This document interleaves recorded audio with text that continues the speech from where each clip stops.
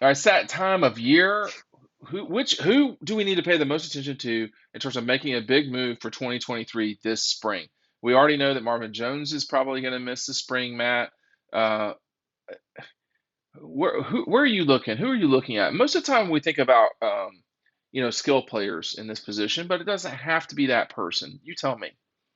Yeah, defensively, I'm looking at Nyland Green. He's the guy I really liked out of high school. Someone has to replace Keely Ringo at cornerback. Last year, we were talking about, who's going to be, replace Darian Kendrick, and that ended up being Yeah, Kamari Laster, who had a yeah, fantastic year. Now it's Kamari Laster.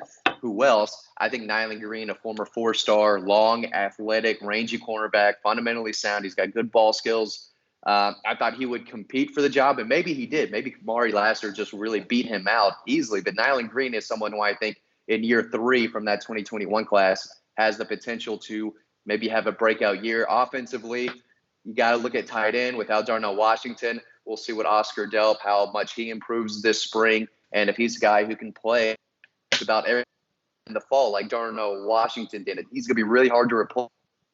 But I know the staff loves Oscar Delp. Saw him a little bit, actually more and more throughout the season. Had that big touchdown against South Carolina. He's the guy on offense. So I'm looking forward to stepping up and having a bigger role, Ryan. Yeah, I think on defense, all the people that are going to the draft had a freshman that was behind them that is going yeah. to step in, maybe not be the starter, but be in the game a lot.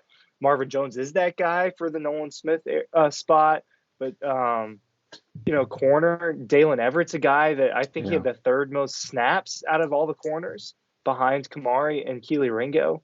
And then you got Bear Alexander's a guy that came in when Jalen Carter was playing. There were a ton of freshmen on the defensive side of the ball. They're going to fill those spots. Yeah, no question. I mean, it's you see the big board.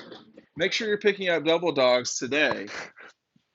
Nice. Yeah, Barry Alexander is a guy I'd watch for sure. I mean, we're talking about people making a move. It'd be Barry Alexander. That'd be step number one. I don't know if this might not be correct, but in terms of like the way that we're talking about this, but Mims would be somebody I'd watch too, y'all. Just can a guy that's that gifted make a move, so to speak? Is that the wrong way to put it?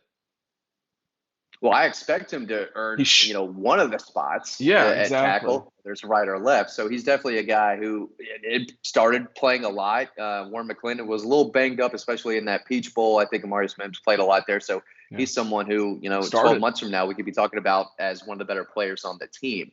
A dude's massive, Dean. I remember when we went to go see him down to Bleckley County, one of the biggest high school sophomores I've ever seen in my life. If he wasn't playing football, he might be getting a WWE contract. He's got that type of build. So the Yeah. potential I think for him is kind of the sky is the limit for Marius. All right.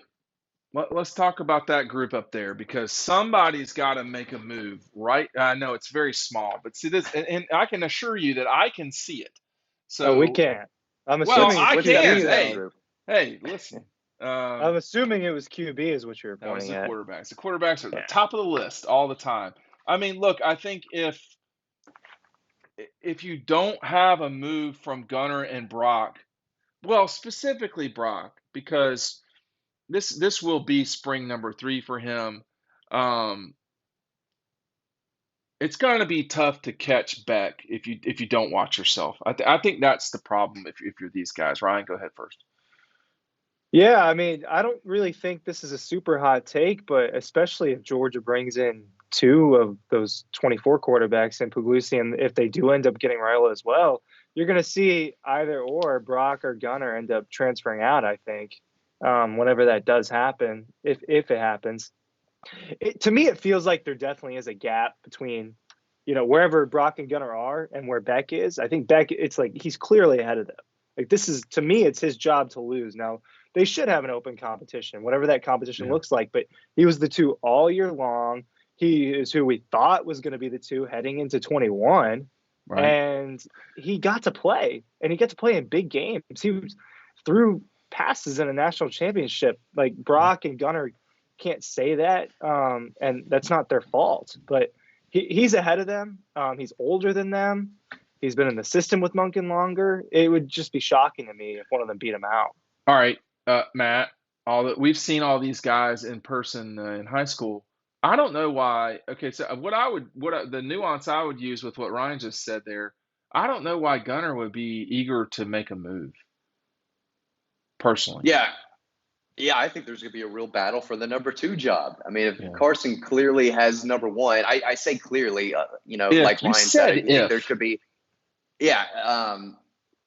I think the staff is really looking at, okay, who's going to be number 2? Is it Brock? Can he, keep that job, away from Gunner, who a lot of people really, really like Gunner. We yeah. saw him multiple times. He's extremely talented. I think he's going to push Brock for that number 2 spot. So, whoever wins the job, and obviously I believe it's going to be Carson. He's going to beat out 2 talented guys. Brock Vandagriff was a 5-star for a reason. Gunnar Stockton broke records because he's really good and can run and throw. So these are 2 very, very talented guys who would probably push for a starting role at probably multiple SEC programs. So we're not talking about other programs across the country who would love to have a guy like Brock Vandagriff and Gunnar Stockton. So especially if they continue to work and develop under Monken and get better, these are really, really good quarterbacks, and I think Georgia at the quarterback position is going to be good for their foreseeable future with the talent they're bringing in.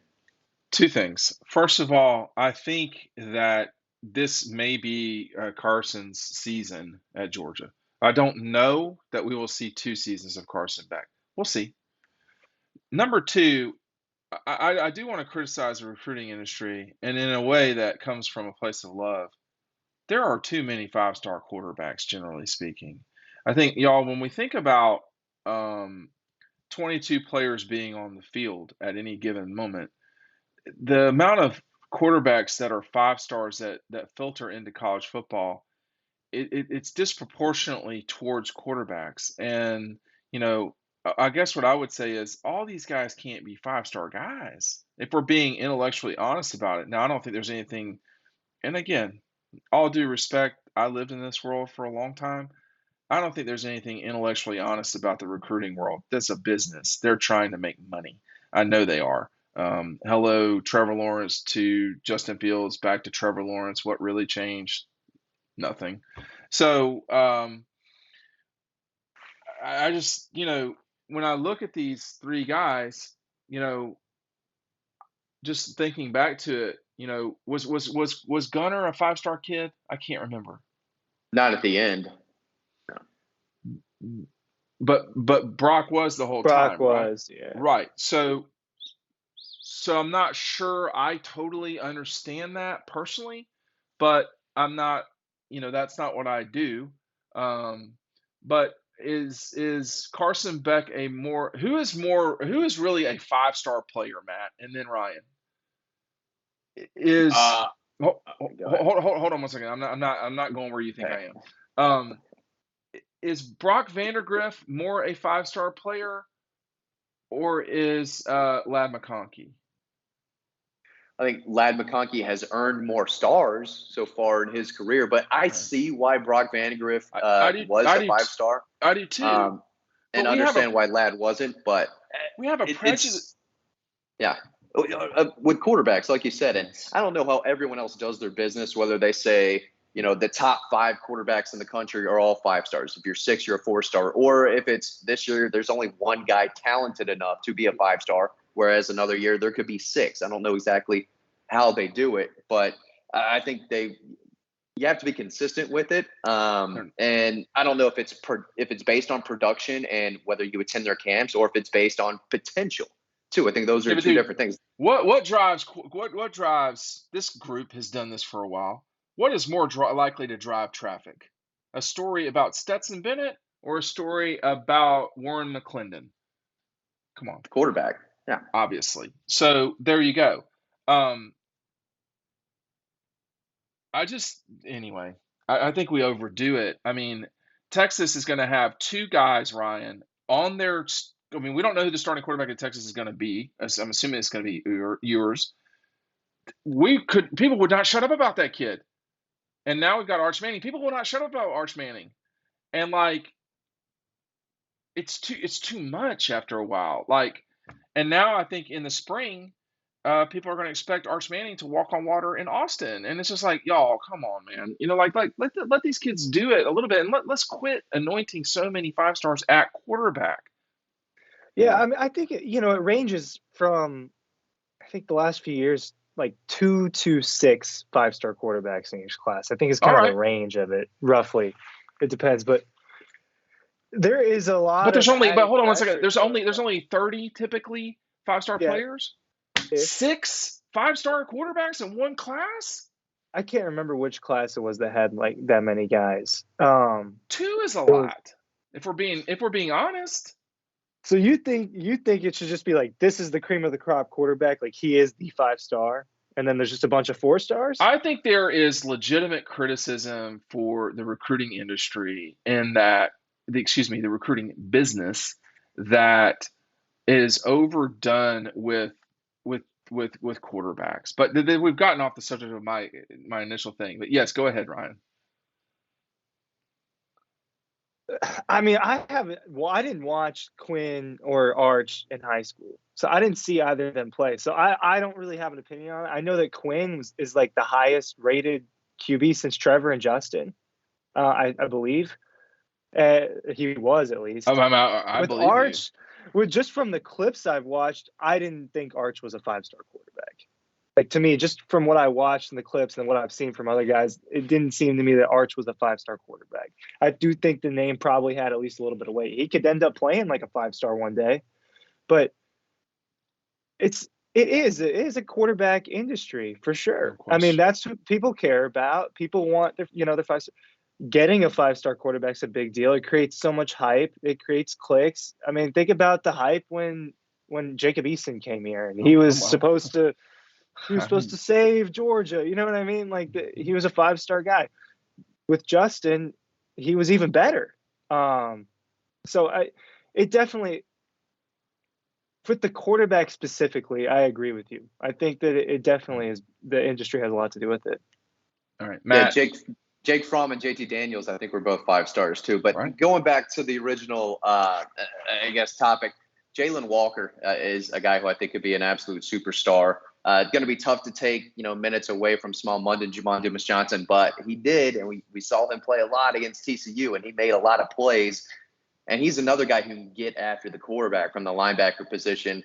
He's physically put together well. His father was a head coach, so he's got that high IQ, those natural instincts for a defender. And he makes a lot of plays, and he really flashed like Bear Alexander did, especially against TCU. And that's our kind of lasting memory of him. But he's going to play a lot in year 2. Delp and Bear would be my 2. Just looking very quickly at the box over there. All right, thanks for watching.